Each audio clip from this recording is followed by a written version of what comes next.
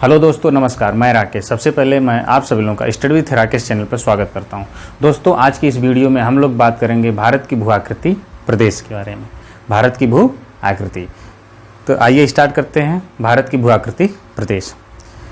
भू आकृति दृष्टिकोण से भारत में काफ़ी विविधताएं पाई जाती हैं। इसके संपूर्ण क्षेत्रफल का मतलब भारत के संपूर्ण क्षेत्रफल का लगभग 10% भाग पर्वतीय है, 18% भाग पहाड़ी है, 28% भाग पठारी है और 45% भाग मैदानी है।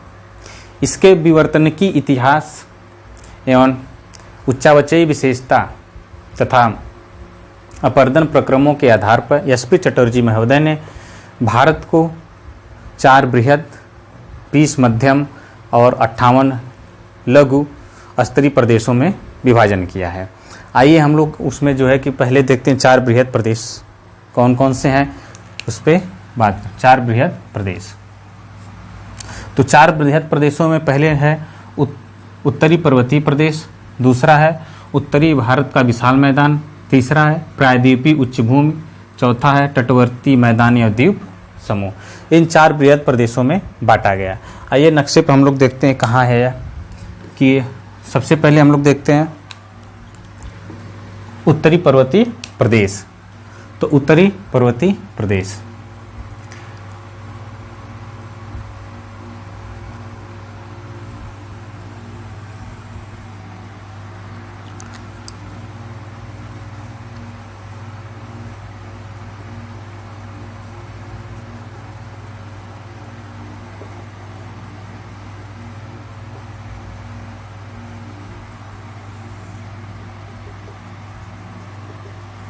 ये हमारा है उत्तरी पर्वतीय प्रदेश जो हिमालय क्षेत्र को दर्शाता है।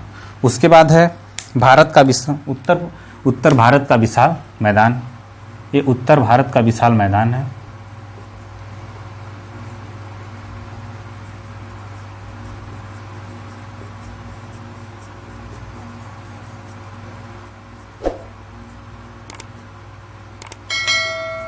ये उत्तर भारत का विशाल मैदान का क्षेत्र है।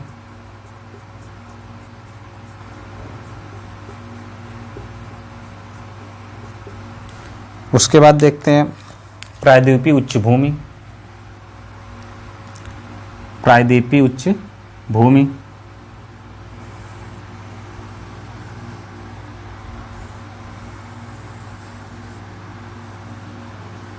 ये पूरा प्रायद्वीपीय उच्च भूमि है।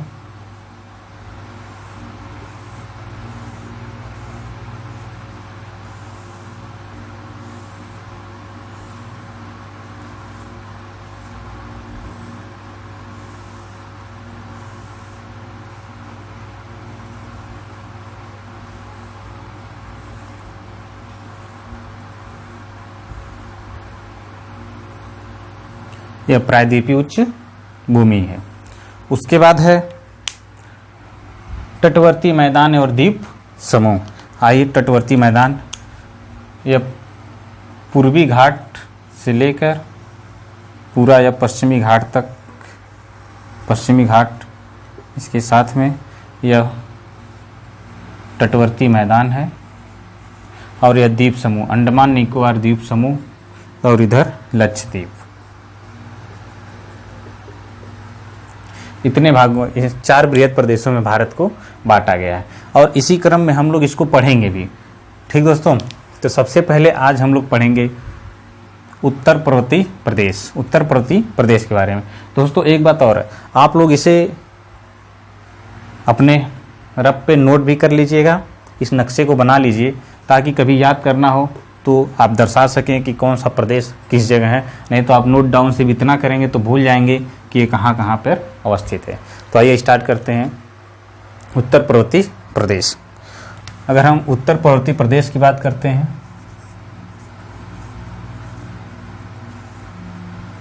उत्तरी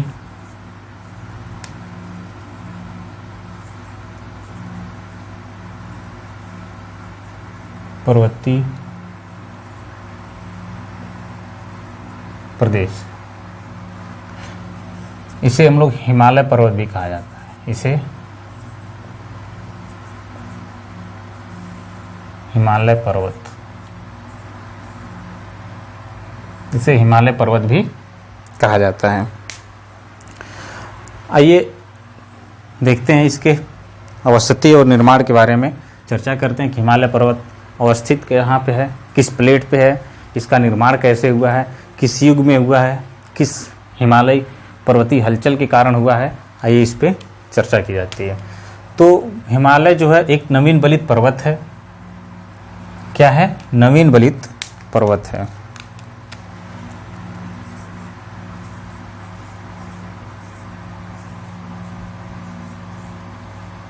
नवीन बलित पर्वत है।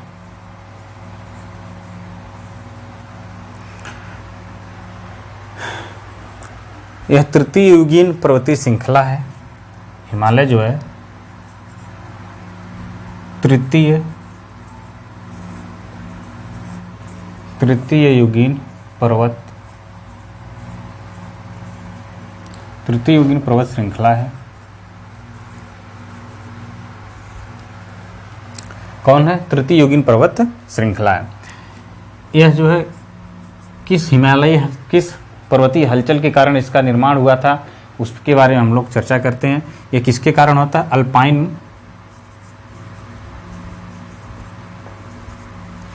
अल्पाइन हलचल के कारण,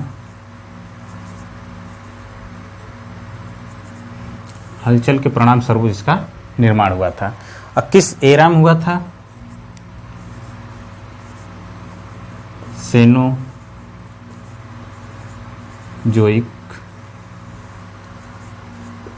एरा में, सेनोजोइक एरा में इसका निर्माण हुआ था।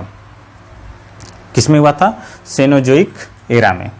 आइए निर्माण से संबंधित कुछ और बातें हैं, जैसे कि भारतीय प्लेट और यूरेशियन प्लेट के मध्य में, ये भारतीय प्लेट है, इधर यूरेशियन प्लेट है। ये पूरा भारतीय प्लेट और यह यूरेशियन प्लेट, इसके मध्य में जब यह हिमालय से पहले यहाँ जो है तेथीस सागर था, उसमें नदियों द्वारा अपर्दन करके बालू पत्थर ला के उसमें मलबे का जमाव किया गया था। जब ये दोनों प्लेटें एक दूसरे की ओर बढ़ रही थी और उस मलबे में बलन पड़ने के कारण इस हिमालय पर्वत का निर्माण हुआ था। तो इसीलिए इसे एक नवीन बलित पर्वत कहा जाता है। तो यहाँ पहले क्या था? तेथीस सागर था। उस सागर में जो मलबा था, उस मलबे से उसमें बलन पड़ने के कारण इस हिमालय पर्वत का निर्माण हुआ है। हिमालय पर्वत का निर्माण हुआ है। आइए इसके विस्तार के बारे में चर्चा की जाती है। विस्तार इसका क्या है?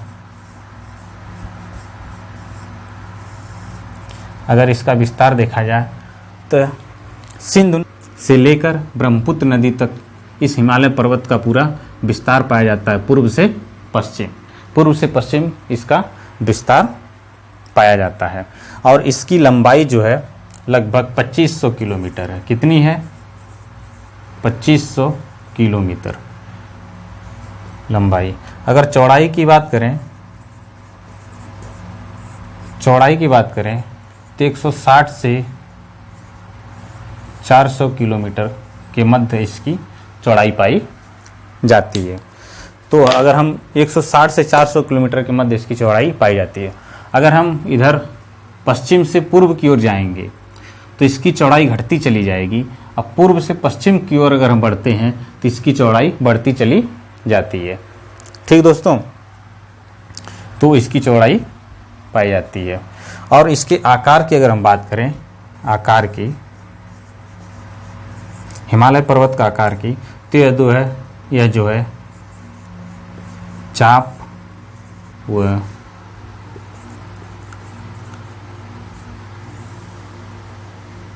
तलवार के आकार की है। क्योंकि अगर हम देखते हैं तो ये चाप के आकार और तलवार के आकार में हमें दिखाई देता है।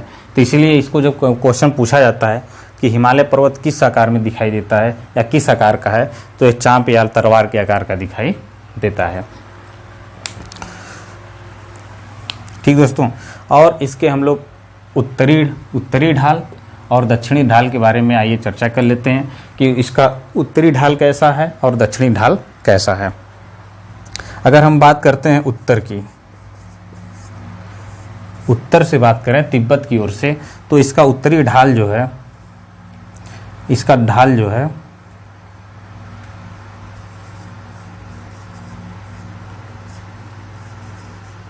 अवतल है। कैसा है? अवतल है। उत्तर से ढाल इसका कैसा है? अवतल है। अगर यही दक्षिण से बात करते हैं, मैं दक्षिण से ढाल की बात करें तो क्या है? उत्तल है। आइए अवतल और उत्तल देखते हैं। अवतल और उत्तल, उत्तल मतलब होता है उभरा हुआ, अवतल मतलब समतल, प्लेन। तो ये जो है उत्तर, अगर उत्तर की तरफ से देखें तो अवतल है, इधर से देखा जाए तिब्बत की तरफ से हिमालय पर्वत तो कैसा है? अवतल है। और दक्षिण की तरफ से देखा जाए तो उत्तल है। तो आइए आज दिखाते हैं हम आपको ये जो हिमालय पर्वत की जो चढ़ाई है, अवतल और उत्तल इस प्रकार से कुछ है, कुछ इस प्रकार से है। ये भारत की तरफ से उत्तल है, उस चढ़ाई है, और इधर से समतल है। इसीलिए जब भी पर्वतरोही हिमालय पर्वत पर चढ़ने का प्रयास करते हैं तो भारत की तरफ से कभी नहीं, वह जो है तिब्बत की तरफ से हिमालय पर्वत के चढ़ते हैं, और उधर से, क्योंकि वो स्टेप स्टेप बाई ऊपर चढ़ते जाते हैं। ठीक दोस्तों, तो और इस हिमालय पर्वत को जो है निम्नलिखित 4 श्रेणियों में विभाजित किया जाता है, और इसमें दिखाई देते हैं निम्नलिखित कितने श्रेणियों में? 4 श्रेणियों में। तो आइए देखते हैं वह 4 श्रेणियाँ कौन कौन सी है। इसको नोट डाउन कर लीजिएगा, और उसके बाद हम लोग देखते हैं हिमालय पर्वत की निम्नलिखित 4 श्रेणियाँ। हो गया तो हम इसको मिटाते हैं और आगे बढ़ते हैं।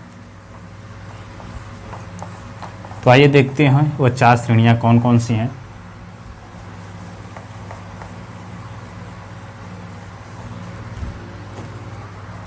इसमें पहला है ट्रांस हिमालय।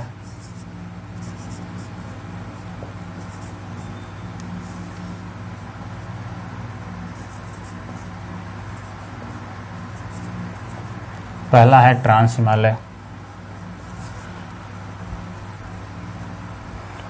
पहला है ट्रांस हिमालय। दूसरा बृहद हिमालय।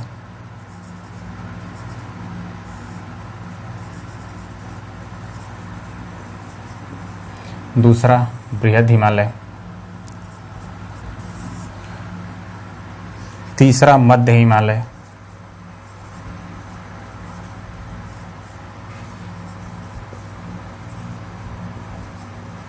मध्य हिमालय। और चौथा है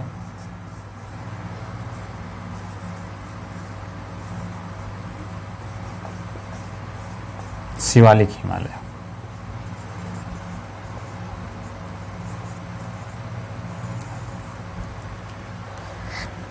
तो हिमालय की 4 श्रेणियों में इसे विभाजित किया जाता है। कौन कौन सी हिमालय की 4 श्रेणियां हैं? ट्रांस हिमालय, बृहद हिमालय, मध्य हिमालय और शिवालिक हिमालय। इसे हम देखते हैं। हाँ, एक चीज़ और है, ये जो हिमालय है की श्रेणियां हैं, इनको हम बीच से जो जिस घाटी द्वारा, अभिन्नति घाटी द्वारा का इनको अलगाव किया जाता है, उनको विभिन्न नामों से भी जाना जाता है। तो आइए सबसे पहले हम उनको देखते हैं। ये जो ट्रांस हिमालय है, इसके मध्य जो घाटी बहती है, सिंधु,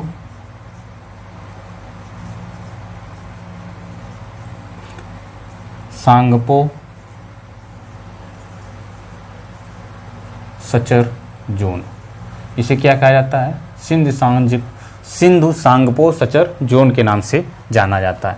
इन दोनों के मध्य से इसे इंग्लिश में कहा जाता है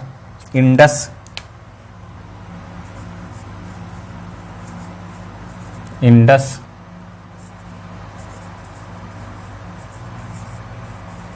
सांगपो सचर जोन। क्या कहा जाता है? Indus Tsangpo suture zone. कभी कभी तो यही क्वेश्चन आप लोगों से पूछ लिया जाता है कि ट्रांस हिमालय और बृहद हिमालय की जो मध्य जो ब्रंश घाटी है उसे किस नाम से जाना जाता है, या ट्रांस हिमालय बृहद हिमालय किस घाटी के द्वारा अलग होते हैं। ठीक दोस्त, किसके द्वारा होते हैं? Indus Tsangpo suture zone. इसे शॉर्ट फॉर्म में कहा जाता है ITSZ। क्या कहा जाता है? ITSZ। आइए दोस्तों, अब हम लोग देखते हैं बृहद हिमालय और मध्य हिमालय के मध्य जो है जो घाटी है उसे किस नाम से जाना जाता है, उसे किस नाम से जाना जाता है? तो इसे कहा जाना जाता है मुख्य केंद्रीय क्षेत्र। इसे किस नाम से जाना? मुख्य केंद्रीय क्षेत्र। हिंदी में कहा जाता है इसे मुख्य केंद्रीय क्षेत्र। अगर इंग्लिश की बात करें तो इंग्लिश में इसे कहा जाता है मेन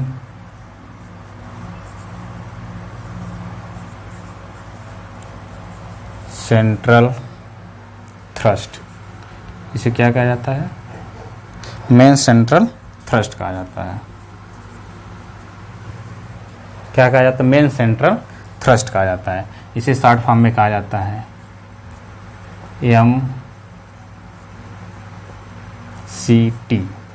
MCT के नाम से इसे जाना जाता है।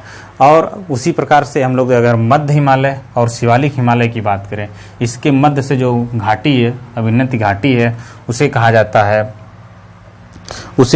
है मध्य सीमांत क्षेत्र कहा जाता है। क्या कहा जाता है?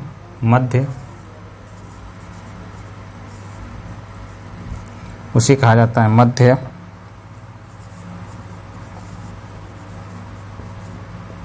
सीमांत क्षेत्र, मेन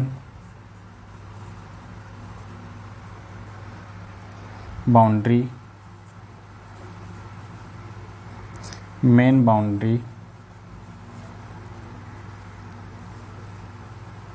फॉल्ट कहा जाता है, मेन बाउंड्री फॉल्ट कहा जाता है।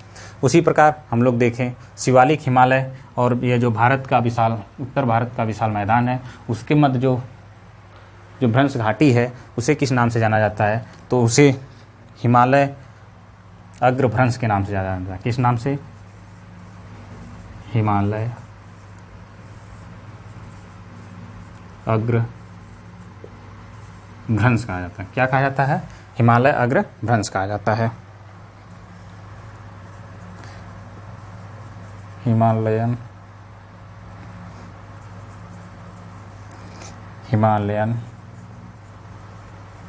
फ्रंट फॉल्ट, इसे HF कहा जाता है शॉर्ट फॉर्म में। इसे MBF कहा जाता है। दोस्तों, यहाँ से एक क्वेश्चन हमेशा ही बनता है, पूछ लिया जाता है कि इन जो भ्रंश घाटियाँ हैं इन्हें किन किन नामों से, जैसे शिवालिक हिमालय और मध्य हिमालय के मध्य में कौन सी अभिन्नति घाटी है, उसका नाम है मध्य सीमांत क्षेत्र। ठीक, अगर उसमें इसमें करें बात बृहद हिमालय और मध्य हिमालय के मध्य में, तो जो है कि मुख्य केंद्रीय क्षेत्र है। ट्रांस हिमालय और जो है कि बृहद हिमालय के मध्य में सिंध सांग पोसचर जोन। तो इस प्रकार से यह जो हिमालय है इनको जो है बांटा जाता है। आइए इस पे हम लोग देखते हैं ट्रांस हिमालय कौन सा है, बृहद हिमालय कौन सा है, मध्य हिमालय कौन सा है और शिवालिक हिमालय कौन सा है। आइए मैप के माध्यम से उसको दर्शाते हैं हम आप लोगों को।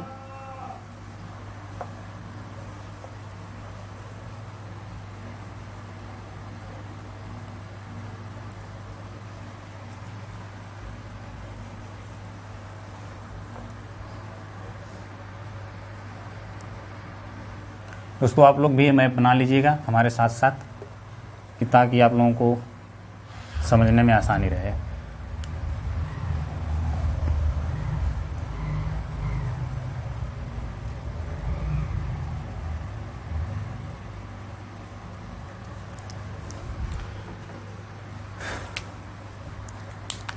यह जो 3 भागों में बटा है,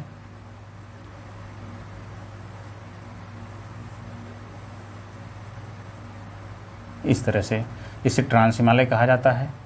कौन सा हिमालय है? ट्रांस हिमालय है। और उसके बाद जो है इसे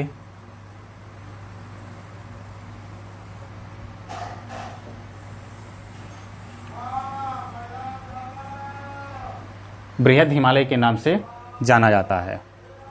ठीक दोस्तों, और उसके बाद जो है यह मध्य हिमालय है और यह शिवालिक हिमालय के नाम से जाना जाता है। भारत के जो प्रमुख चोटियां हैं, सबसे हाईएस्ट पीक हैं, वह जो है मध्य हिमालय, बृहद हिमालय पर ही पाई जाती हैं। तो आइए सबसे पहले हम लोग इसमें देखते हैं ट्रांस हिमालय। ये जो इसको जो है ट्रांस हिमालय कहा जाता है। ठीक, आइए सबसे पहले हम इसमें देखते हैं ट्रांस हिमालय के बारे में। ट्रांस हिमालय को 4 भागों में 4 श्रेणियों में बांटा गया है। काराकोरम, लद्दाख, जास्कर और कैलाश रेंज। जो है सबसे पहले काराकोरम, इसे लद्दाख, इसे जास्कर और है कैलाश रेंज। ये जो काराकोरम का भाग जो तिब्बत में बढ़ा हुआ है उसे कैलाश रेंज के नाम से जाना जाता है। तो आइए स्टार्ट करते हैं हम लोग पहले।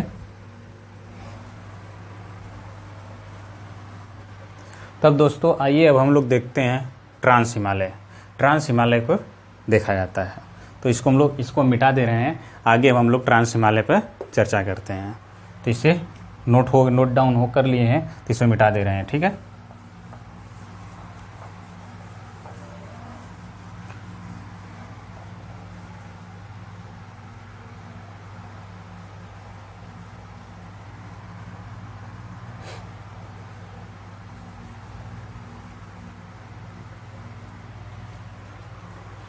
हम लोग अब ट्रांस हिमालय के बारे में चर्चा करते हैं। ट्रांस हिमालय को तिब्बत हिमालय भी कहते हैं। ट्रांस हिमालय को तिब्बत हिमालय भी कहते हैं। इसे क्या कहा जाता है? तिब्बत हिमालय। तिब्बत हिमालय भी कहा जाता है। तिब्बत हिमालय भी कहा जाता है। यह हिमालय श्रृंखला की सबसे जो ट्रांस हिमालय है, यह हिमालय के सबसे उत्तरी श्रृंखला है। ट्रांस हिमालय हिमालय की सबसे उत्तरी श्रृंखला है। कौन सी है? सबसे उत्तरी श्रृंखला है। अगर इसकी अवस्थिति देखें ट्रांस हिमालय की, ट्रांस हिमालय जो है कि यह जो है यूरेशियन प्लेट पर अवस्थित है। किस पे है? यूरेशियन प्लेट पर है। ये मुख्य रूप से किस प्लेट पर अवस्थित है? यूरेशियन प्लेट पर है, ठीक दोस्तों। और इसका निर्माण जो है, ट्रांस हिमालय का निर्माण हिमालय पर्वत से पूर्व हुआ था। इसका निर्माण जो है, निर्माण हिमालय पर्वत से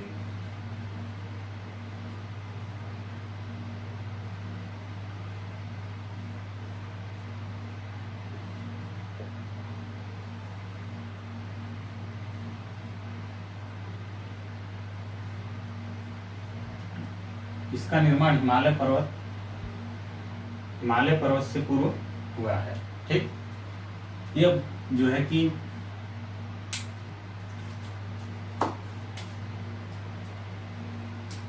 इस ट्रांस हिमालय को हमने निम्नलिखित 4 श्रेणियों में विभाजित करते हैं। इस जो ट्रांस हिमालय है इसको हम निम्नलिखित 4 श्रेणी में विभाजित करते हैं। पहला काराकोरम,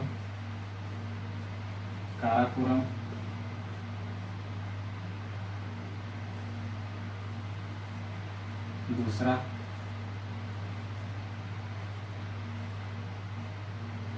लद्दाख, तीसरा जास्कर,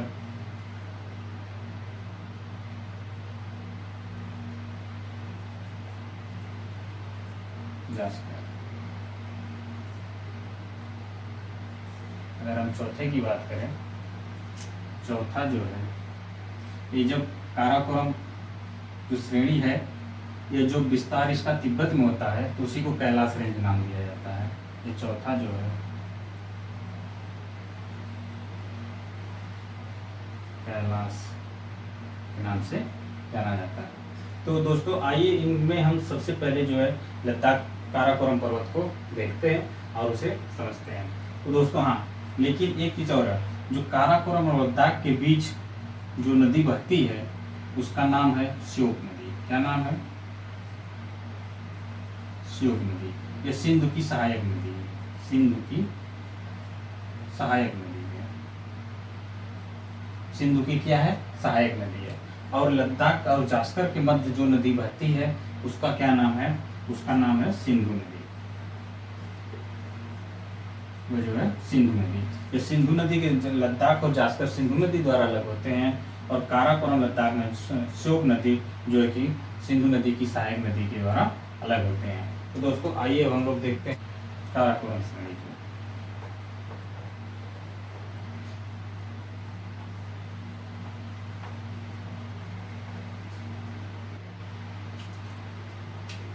अगर हम काराकोरम की बात करें, काराकोरम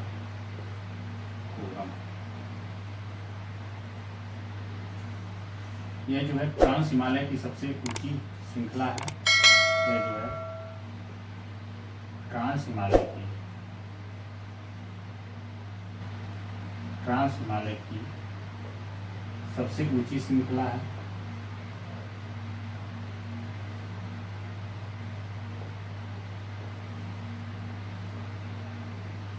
सबसे ऊंची श्रृंखला है। अगर इसके विस्तार की बात करें तो इसका विस्तार लद्दाख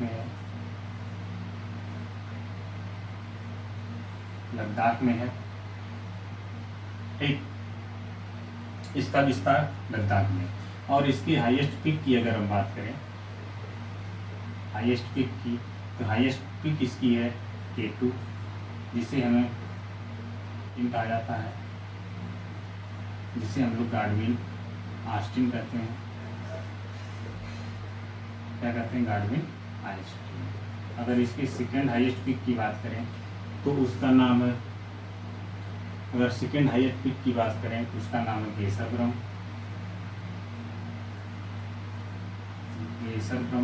इसे जो है हिडन पीक भी कहा जाता है। इसे क्या कहा जाता है?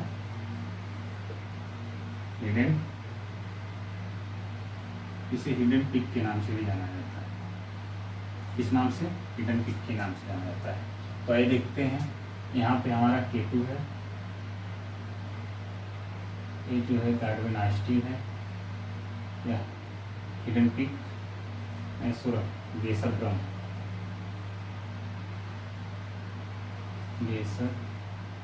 है, जिसे हिडन पीक के नाम से भी जाना जाता है।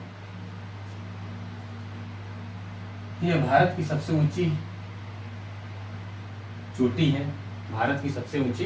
चोटी है।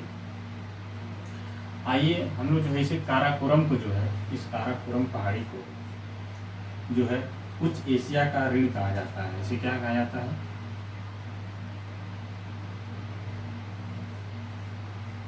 उच्च एशिया का ऋण कहा जाता है। क्या कहा जाता है? उच्च एशिया का ऋण। इसे एक और नाम सुनाया जाता है, मेरू दंड भी कहा जाता है। इसे मेरुदंड के नाम से भी जाना जाता है। ठीक दोस्तों, अब इसमें हम लोग बात कर रहे थे इसके प्रमुख दर्रे। अगर हम दर्रे देखें इसके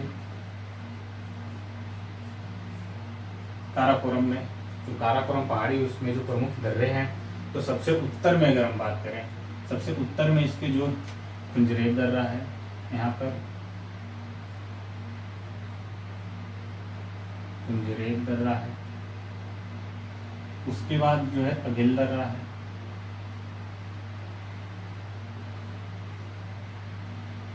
अघिल है, काराकोरम है,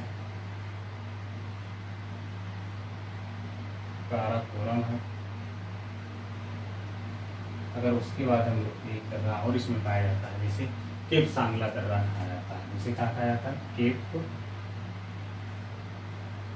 सांगला दर्रा के नाम से जाना जाता है। इस प्रकार से हम लोगों ने काराकोरम पहाड़ी को देखा। तो आइए अब हम लोग जो है कि बात करते हैं, आइए अब हम लोग देखते हैं जो है कि लद्दाख।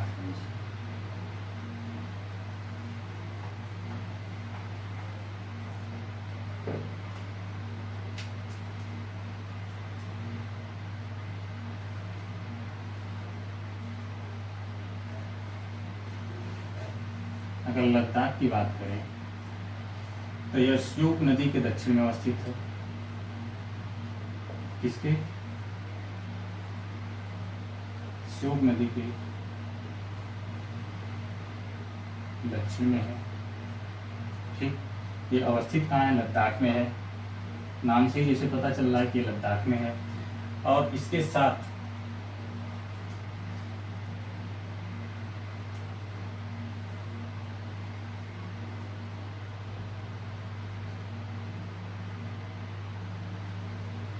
इसकी जो हाईएस्ट पीक है, हाईएस्ट पीक जो इसकी है उसे हाईएस्ट चोटी है इसकी जो है उसे कहा जाता है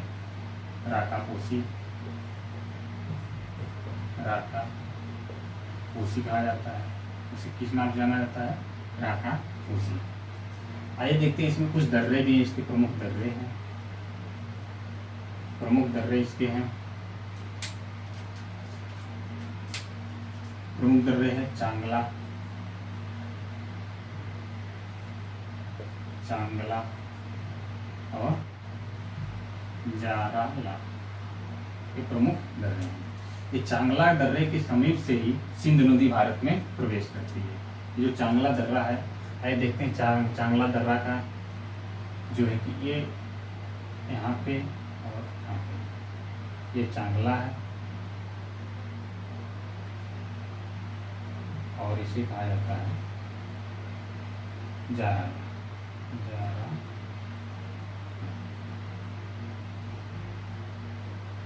ये दर्रा है, दर्रा, चांगला और दारारा दर्रा, इसके समीप से ही भारत में सिंधु नदी प्रवेश करती है। कौन सी नदी प्रवेश करती है? सिंधु नदी। सिंधु नदी भारत में प्रवेश करती है। अगला क्या हम लोगों का है? जास्कर। जास्कर की कोई बहुत बड़ी हाईएस्ट चोटी नहीं है, लेकिन इसमें एक दर्रा पाया जाता है। इसमें एक दर्रा है,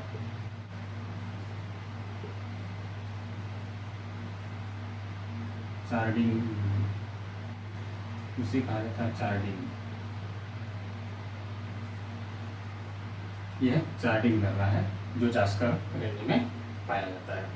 तो आइए दोस्तों, अब हम लोग देखते हैं ट्रांस हिमालय में जो प्रमुख हिमनद है उसके बारे में चर्चा कर ली जाती है। ठीक, इसकी अवस्थिति अगर देखा जाए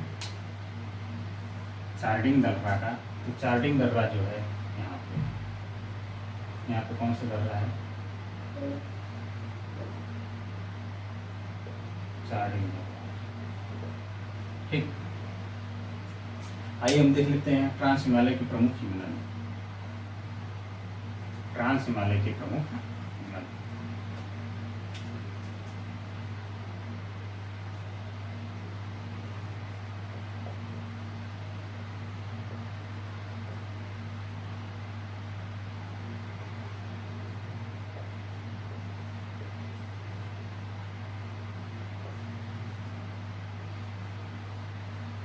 ट्रांस हिमालय के प्रमुख हिमनद। ट्रांस हिमालय के प्रमुख हिमनद जो है, अगर हम बात करें उसमें, तो पहले नंबर पे सियाचिन है। कौन है? सियाचिन। सियाचिन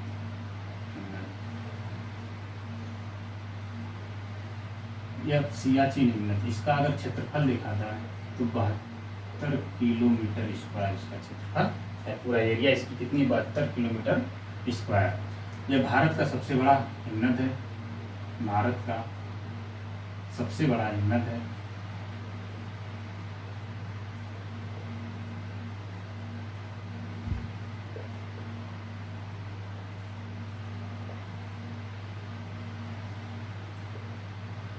भारत का सबसे बड़ा हिमनद है। यह विश्व का, ये जो सियाचिन हिमनद है, यह विश्व का सबसे ऊंचा युद्ध स्थल है। विश्व का सबसे ऊंचा, विश्व का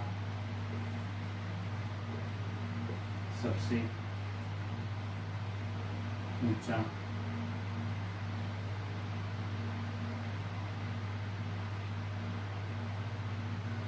युद्ध स्थल है।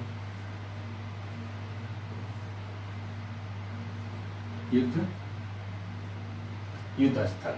और यह जो सियाचिन हिमनद है, सियाचिन हिमनद, यह जो है नुब्रा घाटी में अवस्थित है। किस घाटी में अवस्थित है? नुब्रा घाटी में अवस्थित है। ठीक दोस्तों, अगर पहले नंबर पर क्या हो गया? सियाचिन हिमनद। दूसरी अगर हम बात करें तो उसका नाम है इक्सर। आप लोग मैप में अगर खोजेंगे तो सब मिल जाएगा। अगर तीसरा बात करें वाइफ बाइफो।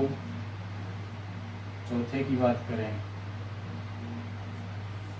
तो इसका नाम है बालतोरा। और पांचवा जो है इसका नाम है बातुरा।